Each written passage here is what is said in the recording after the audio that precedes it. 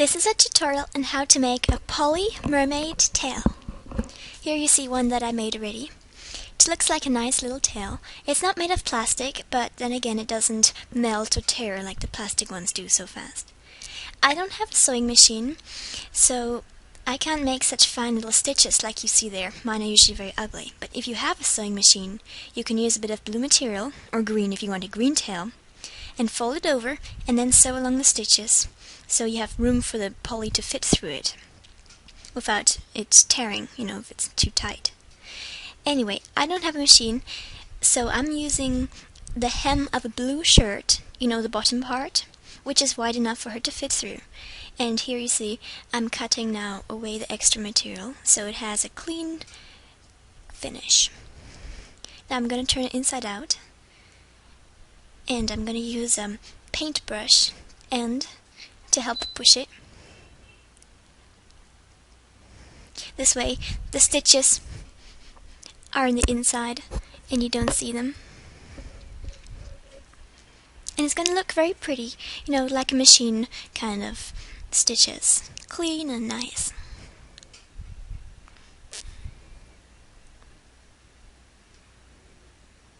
Push out the last bit. There we go. Now let's put her inside and see how long or how short I have to make it. Now obviously this is a bit too long. There are the stitches in the back, look quite nice. So there are her feet, so I'm going to cut it up to there and then make the fins in the bottom. Hold my finger there, take her out so I don't cut her feet by mistake, and then make a V-shaped slit. Might be a bit hard, some materials, especially if you don't have a good material scissor. I do recommend you buy this long kind of sharp scissor, not just a normal small one.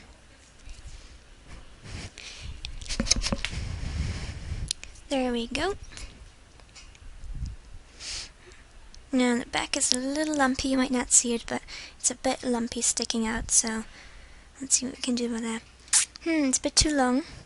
Well, I might just shorten it in the bottom, then you won't see it's lumpy. It's always better to first make it too big, then you can always cut it smaller or shorten it, or if you made a mistake you can chop off that little bit that was a mistake, than having too small to begin with, because then you have to make another one if something's wrong. So that looks better. And that side needs a bit shortening so it will match.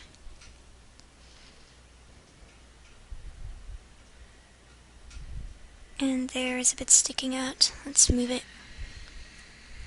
Okay, let's see how that goes. Okay, that's pretty nice. Pretty good. Almost as long as the other one, that's right. On the top it wasn't exactly straight, so we can straighten it out a little bit.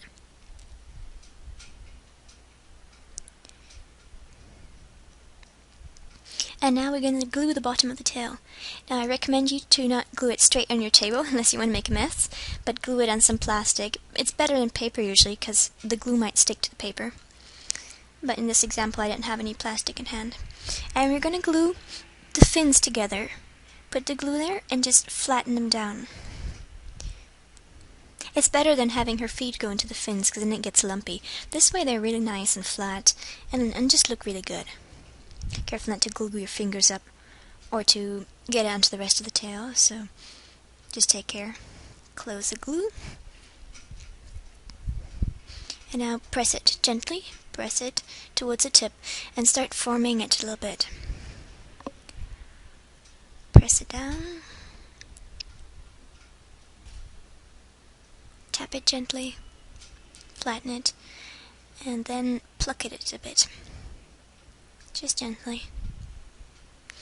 Form it, and from the middle part, give it a tiny pull. Pluck. There we go. Tiny pull. There we go. Small pull. Little pullings just to make it rounded a bit. And then put the clothespins to hold it in place so it doesn't open up and it stays while it's gluing. Alright, now that we've glued it and it's dried, all we need to do is take it in a little bit in the back to make that kind of rounded look, so it's not just straight down, you see. A little bit makes it already look more like a tail, not just like a sack. So like this one, you see, I stitched a few little stitches in the back. I didn't have blue thread that time, I ran out of it, so I used white. Now you can use either dark blue or light blue, depends on your material. Darker colors tend to stick out less, but in this case I think I'm going to use a lighter color. So we don't need too much thread, but we need enough that it can go in and out a few times, like this length probably. Thread it through the needle. You might have to lick the tip if it's kind of fluffy.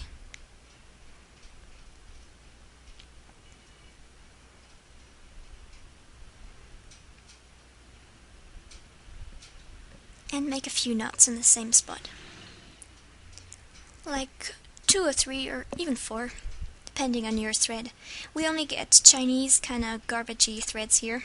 We're in an island, so we don't have much choice, and they tend to tear a lot, so I usually don't just double the thread, but like 4 times it, so it will be a bit stronger. In this case, it's not like a pair of pants that tear more when the doll moves, so it'll be okay once, but a few knots will be better.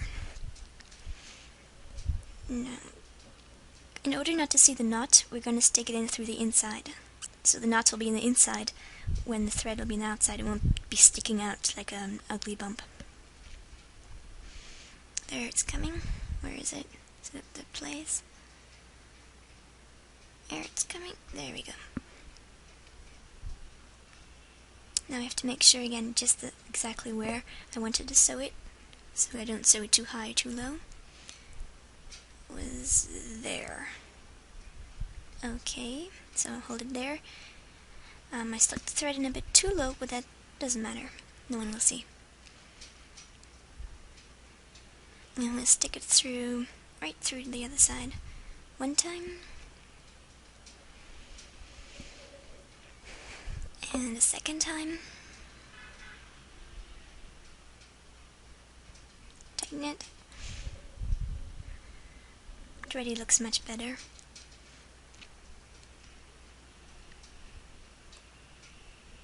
Third time.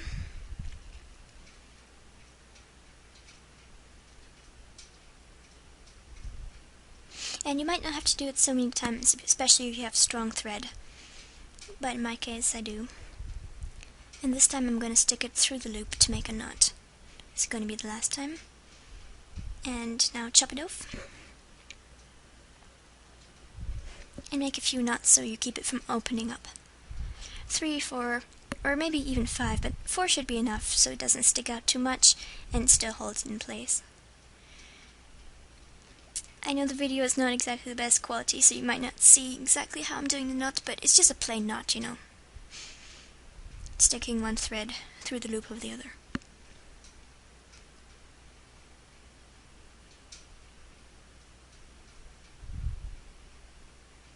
And now we'll cut it off as close as we can to the knot without damaging the knot itself. There we go. Now let's see what it looks like. Very nice. Just the top I found had a little bit of a bump. It was annoying me before. There we go, it's gonna be better already. Let's see. Looks straighter. Yes, that's better. So, there's a pretty mermaid tail. Hope you enjoyed it. That's how you make a mermaid tail. Thanks for watching, and subscribe for more arts and crafts tutorials by clicking the yellow button below.